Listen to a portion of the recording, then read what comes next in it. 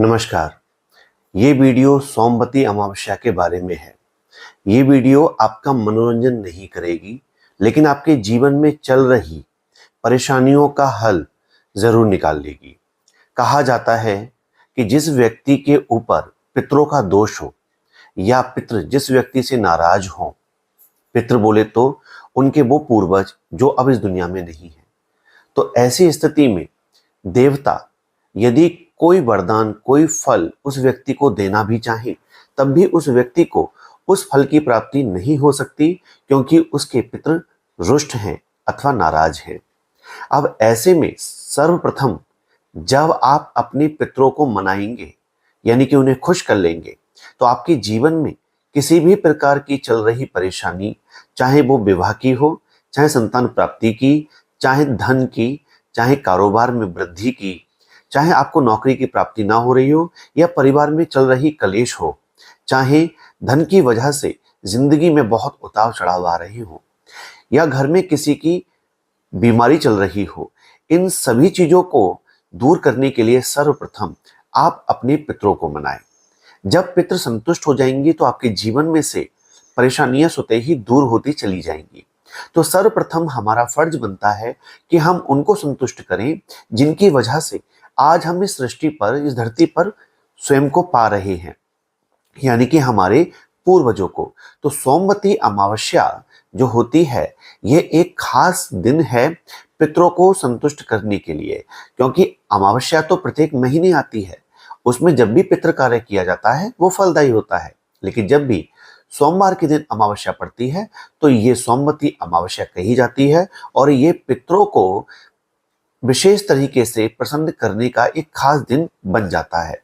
तो आइए जानते हैं कुछ ऐसे विशेष उपाय जिनको करके आप अपने पितरों का आशीर्वाद प्राप्त कर सकते हैं और अपनी जीवन की समस्याओं से भी मुक्ति पा सकते हैं। सर्वप्रथम तो आपको इस दिन किसी पवित्र तीर्थ में, नदी में स्नान करना चाहिए। यदि आप ऐसी जगह रहते हैं जहां पर कोई नदी नहीं है, तो आप अपने ही घर में रह करके गंगा जल के अंदर मिला करके आप स्नान कर लीजिए। और यदि आप ऐसी जगह रहते हो जहां पर गंगा नदी है, तो आप गंगा, यमुना, इसमें से किसी भी नदी में, पवित्र नदी में स्नान कर सकते हैं। स्नान करने से आपके पितृ संतुष्ट होते हैं। अब इससे आगे की क्रिया को सुनिए। आपने स्नान किसी नदी में किया हो अथवा स्वयं घर पर किया हो, उसके बाद आपको क्या करना है, आपको एक लोटे के अंदर जल लेकर के, जल में गंगाजल मिला करके, आपको पहले गंगाजल लेना है। अगर आप ये कार्य घर में रह के कर रहे हैं तो पहले आपको लोटे में गंगाजल लेना है, फिर उसमें साफ शुद्ध जल भरना है। और यदि आप स्वयं इस उपाय को गंगा जल के अंदर खड़े होकर के, यानी गंगा जी में स्नान करते समय कर रहे हो, तो आपको पूर्ण लोटे को गंगाजल से भर लेना है।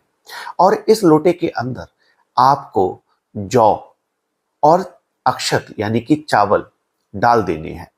और ये डाल देने के बाद में आप इसमें थोड़ा सा मीठा यानी कि गुड़ अथवा बताशे, शक्कर, कुछ भी इसमें डाल देना है।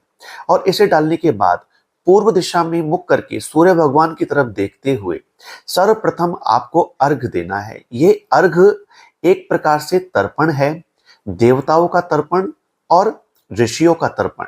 ऋषि तर्पण और देवता तर्पण मान करके आपको भगवान श्री सूर्य देवता को अर्घ देना है। यदि तर्पण की बात की जाए तो उसकी विशेष विधि होती है, जो कि वीडियो में यदि बता दी जाए तो शायद ही आप उसको कर पाएं। इसलिए अगर आप ऐसा करना चाहते हैं तो किसी विद्वान ब्राह्मण की मदद लीजिए। अन्यथा जब आप इस उपाय को सूक्ष्म रूप में करना चाहते हैं तो जैसा हम बता रहे हैं वैसे कीजिए। लोटे में ये सभी सामग्री को लेकर के आप भगवान श्री सूर्य देव को अर्घ दीजिए और मन में विचार करिए कि मैं देवताओं एवं ऋषियों के लिए तर्पण के निमित्त जल प्रदान कर रहा हूं। आपके दिए गए इस जल से देवता और ऋषिगण तृप्त होंगे। इसके पश्चात आपको पुनः लोटे के अंदर, उस पात्र के अंदर जल भरना है, और अब की बार इसके अंदर आपको काले तिल, जी हाँ, काले तिल डाल देने हैं। यदि आपके पास सफेद रंग के पुष्प हों तो आप उसको भी डाल सकते हैं। थोड़ा सा इसमें आपको सफेद रंग का चंदन डाल देना है। ये सभी चीजें ना भी हो आपके पास तो आपको सिर्फ जल लेकर के उसमें काले तिल डाल करके दक्षिण दिशा की तरफ मुख कर लेना है।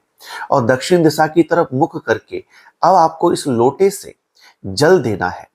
अब मान लीजिए आपके पिता नहीं हैं, तो आपको अपने पिता का स्मरण करते हुए, अपने गोत्र का उच्चारण करते हुए इस लोटे से 3 बार जल गिराना है।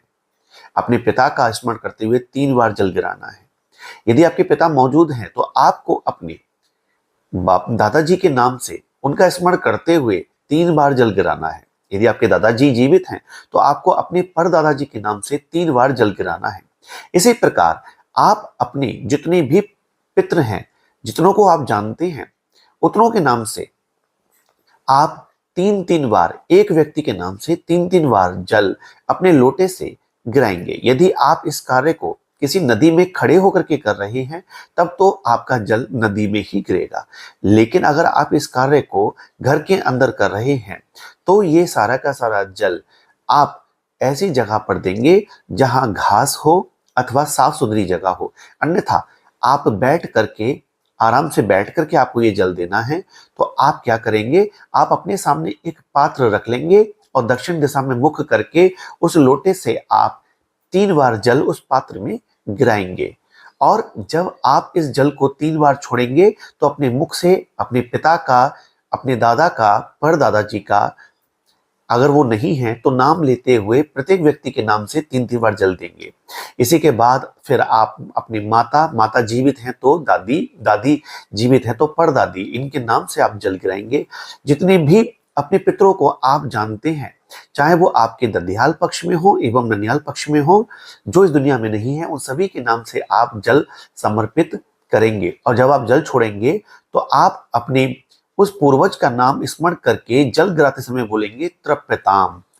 जी, दोबारा सुन लीजिए, आप बोलेंगे तृप्यताम, तृप्यताम, तृप्यताम, ये बोलते हुए जल गिराएंगे। और ये करने के बाद, उसके बाद आप पितरों को प्रणाम करके, यदि ये जल आपने किसी बर्तन, किसी पात्र में दिया है तो इसे किसी पौधे में इस जल को गिरा देंगे। ये विधि आपको करनी है सोमवती अमावस्या के दिन। और इसके बाद आपको दान करना है। देखिए, स्नान के बाद जो महत्व आता है वो आता है पितरों के निमित्त दान करने का। तो दान करने में वस्त्र एवं भोजन आपको अवश्य ही दान करना है। तो आपकी जैसी श्रद्धा हो वैसे आप वस्त्र और भोजन किसी ब्राह्मण को आप अवश्य दान करें और दान करने के बाद उन ब्राह्मण के चरण स्पर्श कर लें। यदि आपने ऐसा कर लिया तो यकीनन आप अपने पितरों को संतुष्ट कर पाएंगे और उनके आशीर्वाद से आपके जीवन में चल रही सभी परेशानियां दूर होंगी। अपना ध्यान रखिए, जल्दी मिलते हैं, तब तक के लिए नमस्कार।